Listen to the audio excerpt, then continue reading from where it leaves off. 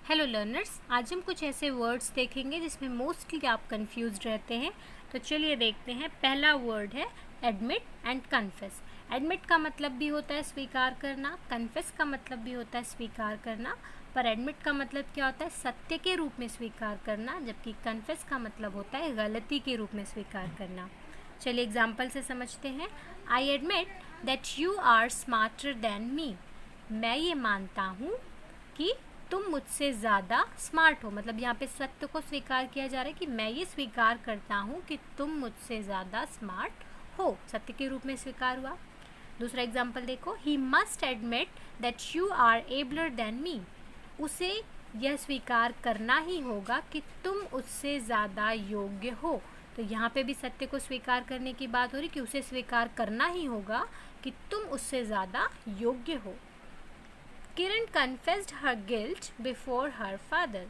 किरण ने अपना अपराध अपने पिता के सामने स्वीकार किया। अब यहाँ पे अपराध स्वीकार करने की बात हो रही है, इसलिए यहाँ पे क्या यूज़ करेंगे? कन्फेस।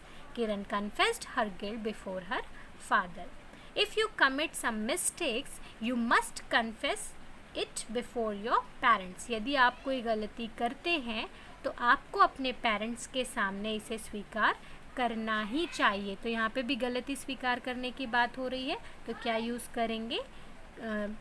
करेंगे? Confess. If you commit some mistakes you must confess it before your parents. दूसरा वर्ड है एज और लाइक। एज का मतलब भी होता है जैसा, लाइक का मतलब भी होता है जैसा या की तरह, लेकिन एज को हम एज अ कंजंक्शन योजक यूज़ करते हैं। योजक वर्ड्स क्या होते हैं? जो दो सेंटेंस को कंबाइन करते हैं। और लाइक जो है वो एक सिंगल सेंटेंस में यूज़ होता है। चलिए एग्जांपल से समझते हैं। Do as I am saying. Do, करो, ये पहला वर्ड हुआ या पहला सेंटेंस भी कंप्लीट है डू अपने आप में, करो।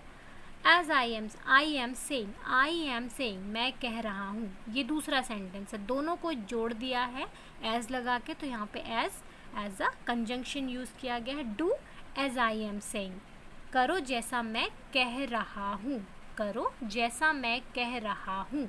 तो यहाँ पे एज कंजंक्शन के रूप में यूज़ हुआ है। Do like I am saying नहीं बोल सकते, ठीक है। दूसरा एग्जाम्पल देखो। Neha is as cute as her daughter.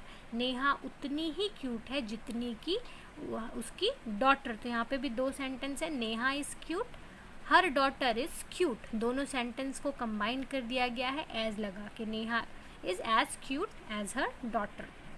Third example, इसी को हम कैसे लिख सकते हैं? Neha is cute like her daughter. Neha अपनी बेटी की तरह क्यूट है, बेटी की तरह क्यूट है। ये एक सिंगल सेंटेंस है, यहाँ पे दो सेंटेंस कंबाइन नहीं हुआ है।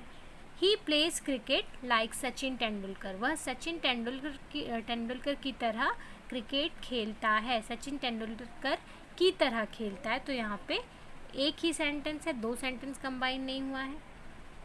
I am consoling you as I am your friend. यहाँ पे क्या बोल रहा है सेंटेंस? कि मैं तुम्हें सांत्वना दे रहा हूँ, पहला sentence. I am your friend, मैं तुम्हारा मित्र हूँ। दोनों को कंबाइन कर दिया गया है कि मैं तुम्हें सांत्वना दे रहा हूँ चूँकि मैं तुम्हारा मित्र हूँ, ठीक है। तो यहाँ पे क्या हो गया सेंटेंस? मैं तुम्हें सांत्वना दे रहा हूँ चूँकि मैं तुम्हारा मित्र हूँ, या जैसे कि मैं तुम्हारा मित्र हूँ, ठीक है। इसी सेंटेंस में लाइक लगा के कैसे लिखा गया है? I am consoling you like a friend. मैं तुम्हें सांत्वना दे रहा हूँ एक मित्र की तरह, मतलब मैं एक मित्र की तरह तुम्हें सांत्वना दे रहा हूँ। तो ये एक ही सेंटेंस है, दो सेंटेंस नहीं है यहाँ पे, ठीक है। जबकि पहले वाले सेंटेंस में दो सेंटेंस थे। आई एम कंसोलिंग यू पहला वाक्य, आई एम योर फ्रेंड दूसरा वाक्य, दोनों को एज लगा के कंबाइन कर दिया गया है। She is ordering me as she is my sister. वह मुझे as she is my master. वह मुझे ऑर्डर दे रही है जैसे कि वह मेरी मास्टर है। दो सेंटेंस है। शी इज़ ऑर्डरिंग मी पहला sentence, she is my master, वह मेरी मालिक है दूसरा सेंटेंस। दोनों को कंबाइन कर दिया गया। She is ordering me as she is my master. वह मुझे ऐसे ऑर्डर दे रही जैसे कि वह मेरी मालिक है, ठीक है। इसी सेंटेंस को लाइक लगा के कैसे लिखा गया है? She is ordering me like my master. वह मुझे मेरे मालिक की तरह ऑर्डर दे रही है, मेरे मालिक की तरह वो मुझे ऑर्डर दे रही है, तो यहाँ पे मालिक की तरह बोला गया है, एक ही सेंटेंस है, ठीक है। और जबकि पहले वाले सेंटेंस में 2 सेंटेंस को कंबाइन किया गया था, इसलिए वहाँ पे एज यूज़ हुआ था। थर्ड वर्ड है अमाउंट और नंबर। अमाउंट कब यूज़ करते हैं? ऐसी मात्रा बताने के लिए जिसे हम एक एक करके नहीं गिन सकते। जबकि नंबर कब यूज़ करते हैं? जब हम किसी मात्रा को एक एक करके गिन सकते हैं। चलिए एग्जाम्पल से समझते हैं।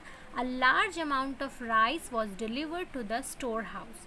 ठीक है, एक बहुत मात्रा में, बहुत बड़ी मात्रा में चावल को डिलीवर किया गया था। कहाँ? स्टोर हाउस में। स्टोर हाउस में एक बहुत बड़ी मात्रा में चावल की डिलीवरी की गई थी। दूसरे सेंटेंस में क्या बोला है? A large number of sake of rice was delivered. अब यहाँ पे चावल की बोरियों की बात हो रही, तो चावल की बोरियों को गिना जा सकता है, चावल को नहीं गिना जा सकता, पर चावल की बोरियों को एक एक करके गिना जा सकता है। तो एक बहुत बड़ी मात्रा में चावल की बोरियों को डिलीवर किया गया। ठीक है। We have small amounts of lands for keeping animals. हमारे पास बहुत ही कम मात्रा में लैंड्स है, भूमि है कि हम जानवरों को रखने के लिए, मतलब जानवरों को रखने के लिए हमारे पास बहुत ही कम मात्रा में भूमि है। तो भूमि, एक ही भूमि की बात हो रही है और उसकी साइज़ की बात हो रही है। यहाँ पे साइज़ की बात हो रही है, साइज़ को हम काउंट नहीं कर सकते। जबकि दूसरे सेंटेंस में क्या बात हो रही है? I have number of lands that my parents left for me. मेरे पास बहुत सारी भूमि है, बहुत सारी ज़मीन है जो मेरे पेरेंट्स मेरे लिए छोड़ गए हैं। तो यहाँ पे नंबर ऑफ लैंड्स क्यों लिखा है? क्योंकि यहाँ पे हम ज़मीन को गिन सकते हैं जो मेरे पेरेंट्स ने मेरे लिए छोड़ के गए, मतलब कई ज़मीनें हैं मेरे पास। जबकि पहले वाले सेंटेंस में एक ही ज़मीन की बात हो रही थी और उसकी साइज़ की बात हो रही थी, तो साइज़ को हम काउंट नहीं कर सकते। जबकि लैंड्स अगर अलग अलग हैं तो हम उन्हें काउंट कर सकते हैं। We have small amounts of lands for keeping animals. हमारे पास बहुत कम भूमि का जो साइज़ है वो बहुत कम है एनिमल्स को रखने के लिए। जबकि दूसरे सेंटेंस में क्या बोला गया? I have number of lands that my parents left for me. मेरे पास बहुत सारे लैंड्स हैं जो मेरे पेरेंट्स मेरे लिए छोड़ गए हैं। फोर्थ वर्ड है आर्टिशन एंड आर्टिस्ट। आर्टिशन मतलब होता है दस्तकार, जो किसी पर्टिकुलर दस्तकारी में निपुण हो। जबकि आर्टिस्ट का मतलब होता है कलाकार, जो किसी कला में निपुण हो। एग्जाम्पल से समझते हैं। That carpenter is a good artisan. तो कारपेंटर क्या है? एक दस्तकार है। कारपेंटर, गोल्ड स्मिथ, इलेक्ट्रिशियन, तो ये सारे क्या होते हैं? दस्तकार होते हैं, जो किसी दस्तकारी में निपुण होते। तो इन्हें हम क्या कहते हैं? Artisan. Like that carpenter is a good artisan. वो जो कारपेंटर है वो एक अच्छा आर्टिशन है। Kalidas was a great artist. Kalidas एक अच्छे कलाकार हैं। तो यहाँ पे कलाकार की बात हो रही। कलाकार क्या होते हैं? जैसे painter, singer, dancer, writer, poet, तो ये सारे कलाकार होते हैं। जबकि दस्तकार क्या होते हैं? आर्टिशन कौन कौन होते हैं? इलेक्ट्रिशियन, गोल्ड स्मिथ, कारपेंटर, इस तरह के जो दस्तकार होते हैं उन्हें आर्टिशन कहते हैं। Each other and one another. Each other का मतलब भी होता है एक दूसरे, वन अनदर का मतलब भी होता है एक दूसरे से। ईच अदर कब यूज़ करते हैं? जब दो व्यक्तियों के बीच में बात हो। और वन अनदर कब यूज़ करते हैं? जब दो से अधिक लोगों के बीच में बात हो। एग्जाम्पल से समझते हैं। Riya and Piya punched each other. Riya and Piya ने एक दूसरे को घूसा मारा। अब यहाँ पे दो लोगों की बात हो रही कि एक दूसरे को घूसा मारा, इसलिए यहाँ पे ईच अदर यूज़ हुआ है। A group of boys punched one another. एक लड़कों का ग्रुप एक दूसरे को मार रहा था, घूंसा मार रहा था। ठीक है, ग्रुप, लड़कों का एक ग्रुप था जिसमें सभी लड़के एक दूसरे को घूंसा मार रहे थे। तो यहाँ पे लड़कों का ग्रुप है, ज़्यादा लोग हैं, दो से ज़्यादा है, इसलिए यहाँ पे वन अनदर यूज़ हुआ है। जबकि पहले में दो लोग ही थे, रिया एंड पिया, इसलिए वहाँ पे ईच अदर यूज़ हुआ है। Both of them hate each other. तो यहाँ पे बोथ हमेशा दो लोगों के लिए बोला जाता है। दोनों क्या करते हैं? एक दूसरे से नफरत करते हैं। Both of them hate each other, वो दोनों एक दूसरे से नफरत करते हैं। दूसरे सेंटेंस में क्या है? हर family members hate one another. उसके फैमिली मेम्बर्स एक दूसरे से नफरत करते हैं। फैमिली मेम्बर्स की बात हो रही, मतलब दो से अधिक लोग हैं वहाँ पे, तो उसके फैमिली मेम्बर्स एक दूसरे से नफरत करते हैं।